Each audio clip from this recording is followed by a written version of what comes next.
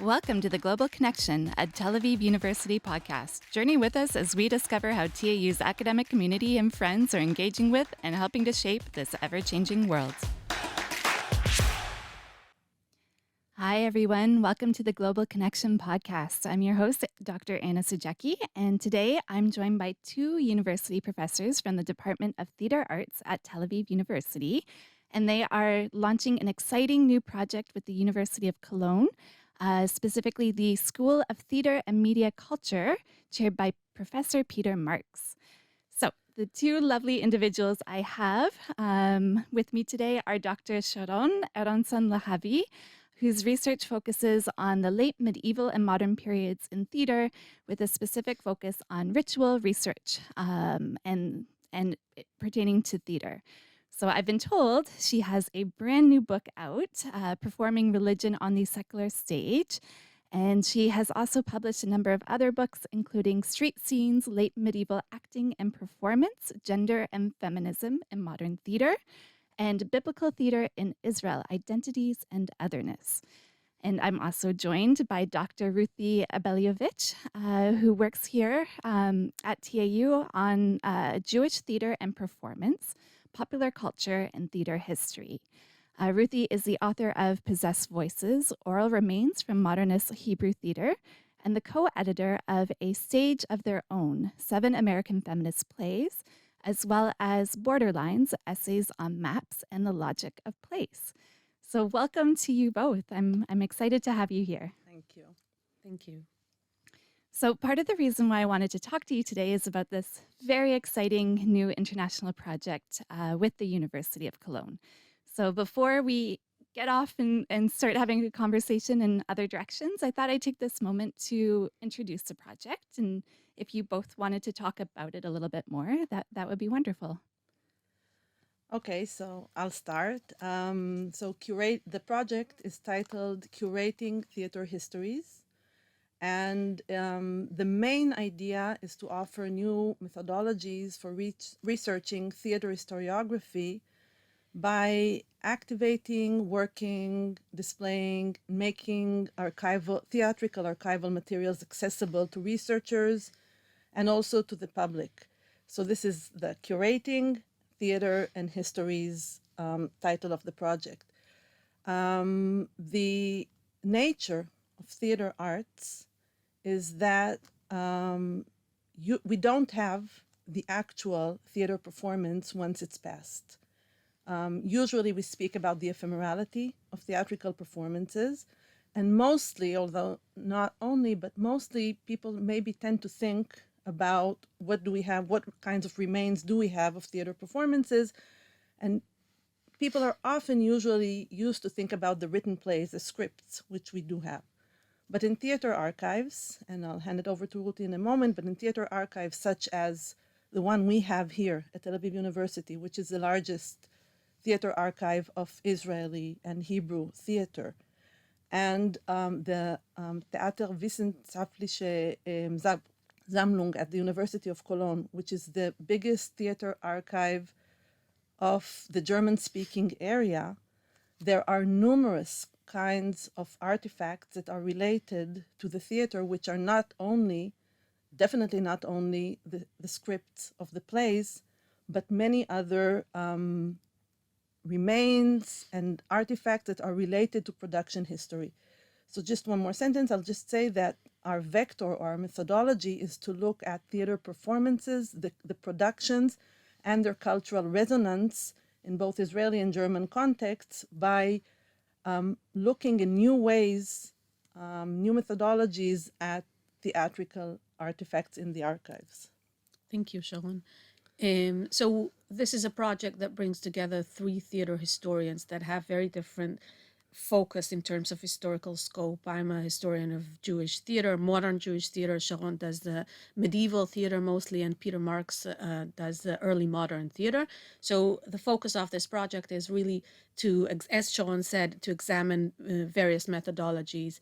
And one of the things that this project is also supposed to do is basically to bring together 2 prominent theater archives. The theater archive here, the Israeli Center for the Documentation of Performing Arts, that documents Jewish and Israeli theater, and the Theaterwissenschaften Sammlung in Cologne.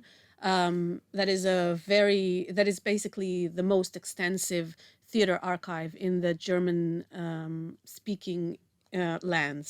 Okay. So I have to ask because you mentioned, well, you work on medieval, which, goes back to 1300s and 1400s, and Peter is in early modern, and then Ruthie, you do more modern. How extensive are these archives? Like, are they going back to when? So first of all, I should say that the three of us, as theater scholars often do, as theater often does, also work on contemporary theater. Both of us work on Israeli theater. And this project, in that sense, is much more modern in its interests, although questions of theatricality go back. So the theater archive in Germany, they have, I think, things from the 16th century, maybe even earlier. And naturally, the Israeli theater archive has its oldest objects are from the late 19th century, I think something like that, which of course makes a lot of sense. But focusing now on the project, we are looking comparatively, I guess, at questions that surround the 20th century in a comparative discussion between German and Israeli theater, which has its own larger questions that come onto the table.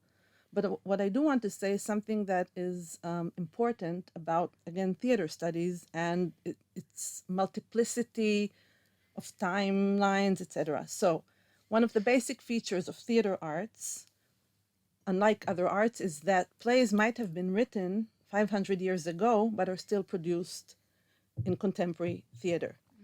So, for instance, one of the plays we started discussing comparatively or looking at comparatively is Shakespeare's A Midsummer Night's Dream, which is, of course, late 16th century.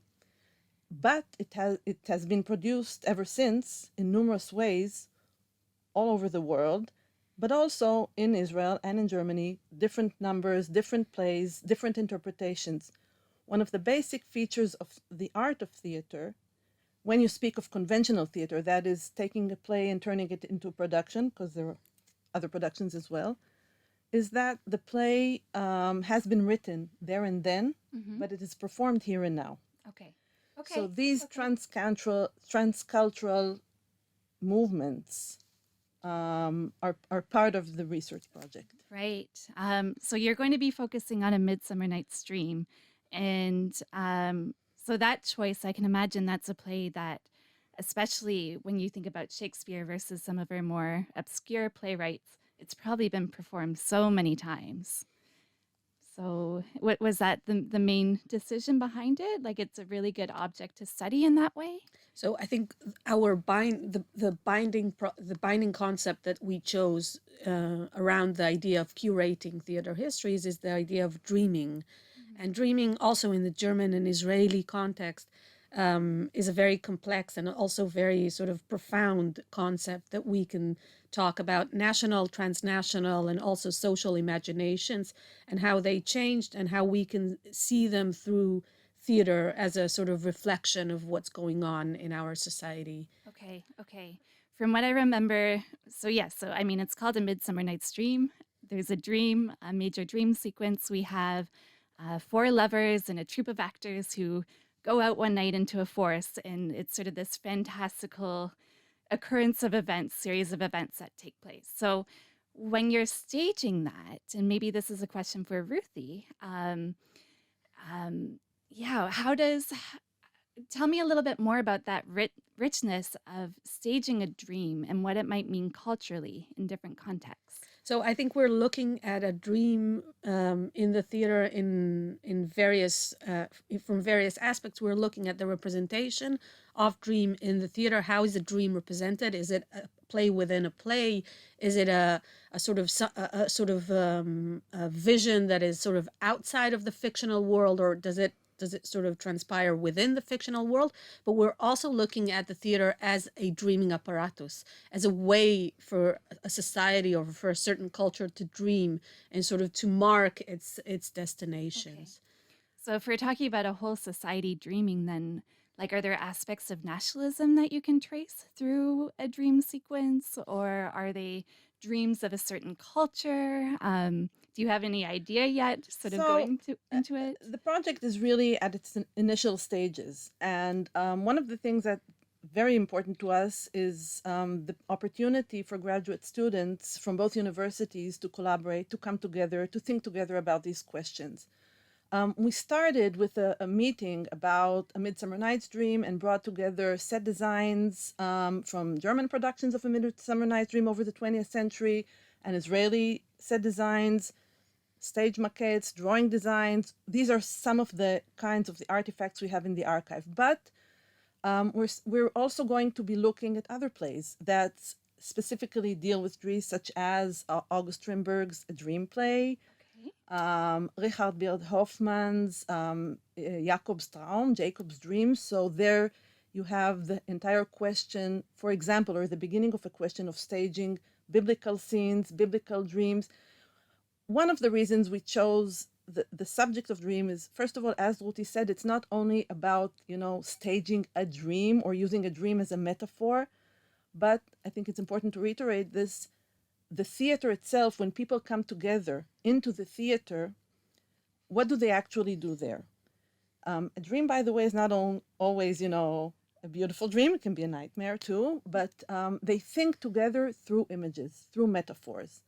So theater, if we speak about it a bit more kind of seriously than often is done, is a metaphorical thinking mechanism where communities, societies come together to think through images. So actually working on plays that focus on dreams or use dream as a subject or as a metaphor is kind of a meta theatrical activity in this project. So we will definitely, or we do definitely, and this depends a lot on what the students also bring onto the table when they meet and when they work together and when they collaborate between the two cultures.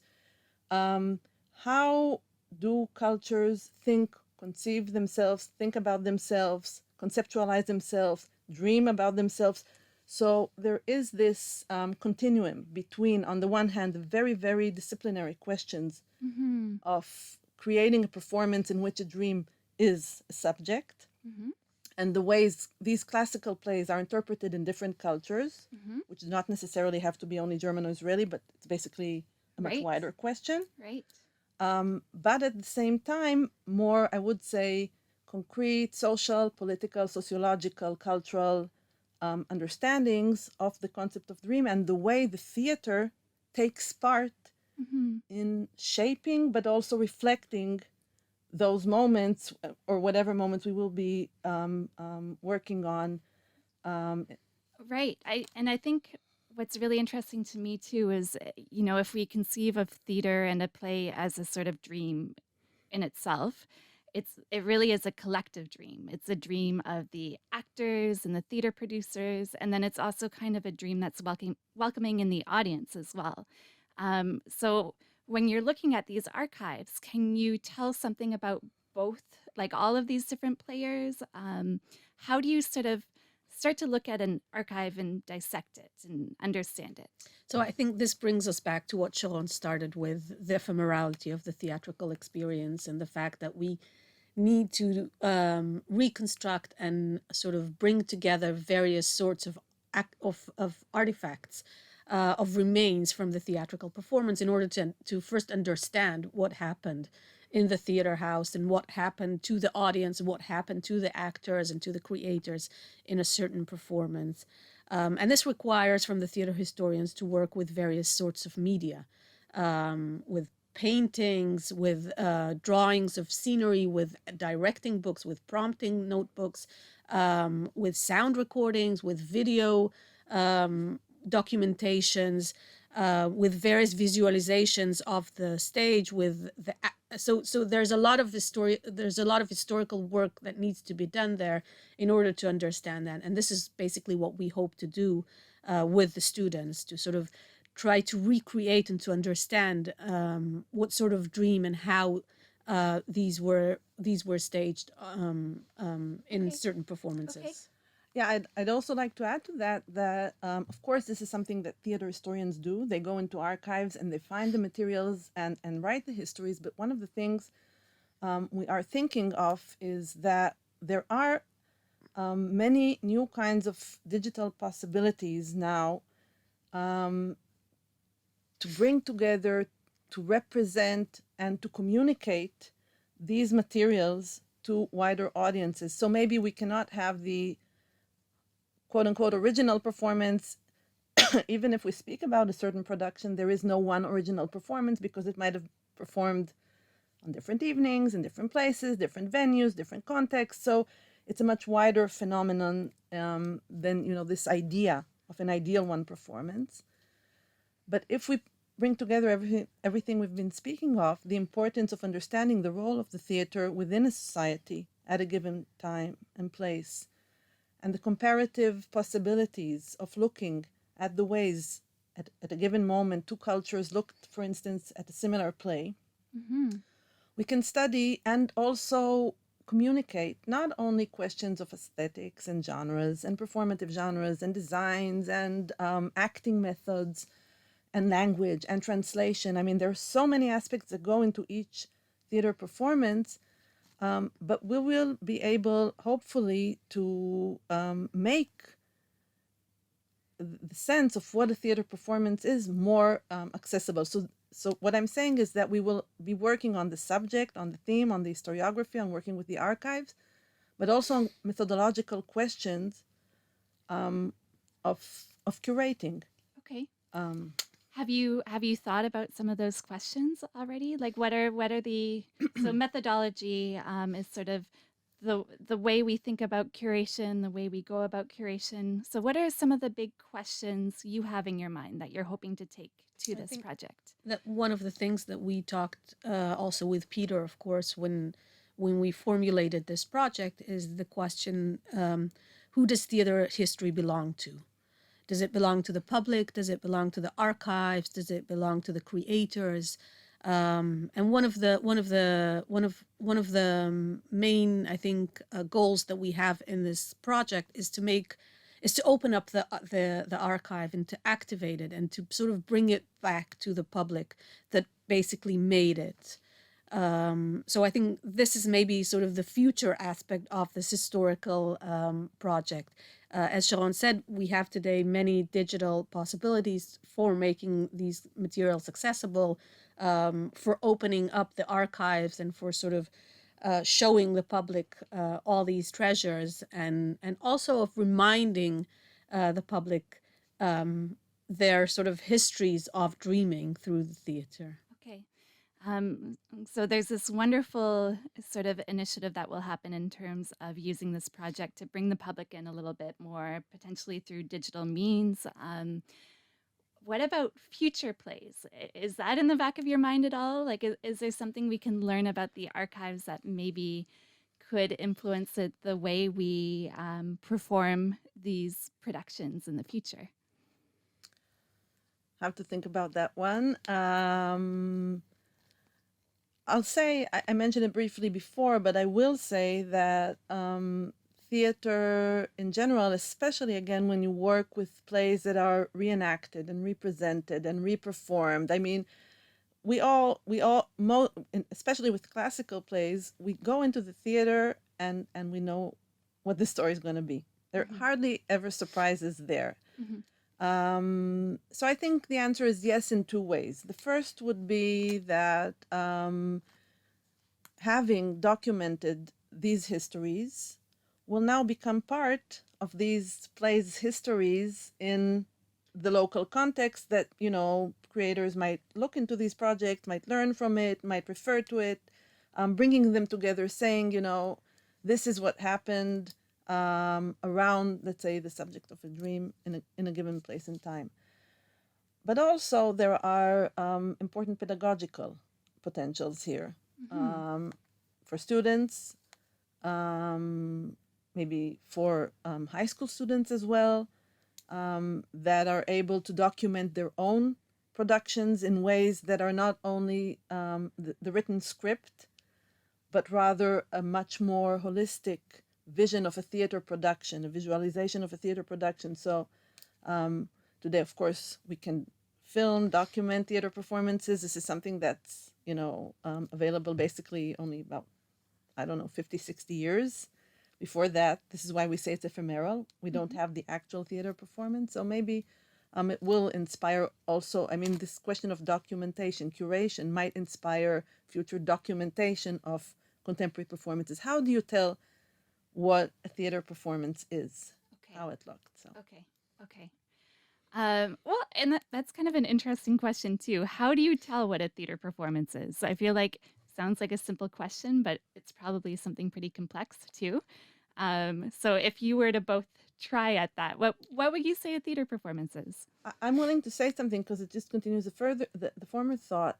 It's a very complex question because exactly where do you start? Do you start with and we have histories of that as well. Do you start with the playwright? Do you start with the theater director? Do you start with the actors? Do you start with the designers? Do you start with all the production staff behind? Do you look at a performance from the perspective of the audience, from the perspective of the creators? This rounded,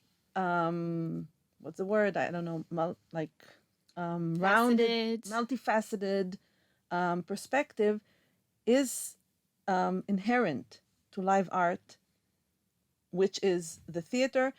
And as we're trying to say and we're trying to show, especially when you have multiple performances of the same production and then multiple performances of the same play, and this question of hermeneutics and interpretation and what do you want to say? So it's a very complicated question, which is what we are trying to answer and at least enable scholars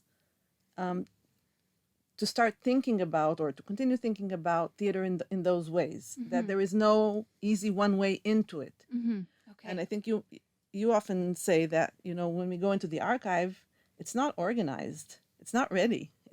You want to say something about that? It's in boxes. It's of course. You need to delve into these boxes, and you need to sort of pick things up, and you need to sew them together, and you need to understand how the various media work with each other, how they communicate with each other. But I wanted to say another thing about what you said, Sharon, is that I think one of the important aspects of a theater production and also of our project is the collaborative aspect of it. Yeah. So here we're working together, Israeli and German researchers, to understand comparatively, but also methodologically and thematically, the concept of dream in the theater. And of course, we have the curational endeavor, which is another methodological challenge. But I think this is also maybe communicates or resonates with creation processes that we can sort of track from the theater archive in order to understand how they work together. How do designers, playwrights, directors, and actors come together and work together? What sort of social formations? What sort of hierarchies? How do people create together? Okay. And you're working with these two amazing archives, one here at Tel Aviv University, one here at the University of Cologne. I know it's early days, you haven't even really begun the project yet, but are you thinking about something even bigger, expanding to other archives in other countries? Could that be on the horizon? So on the horizon for sure, and it's really an early stage to speak about concretely about this project. But one of the things that are happening more and more, of course, are again networks between archives, libraries, information. This is part of the digital revolution, and the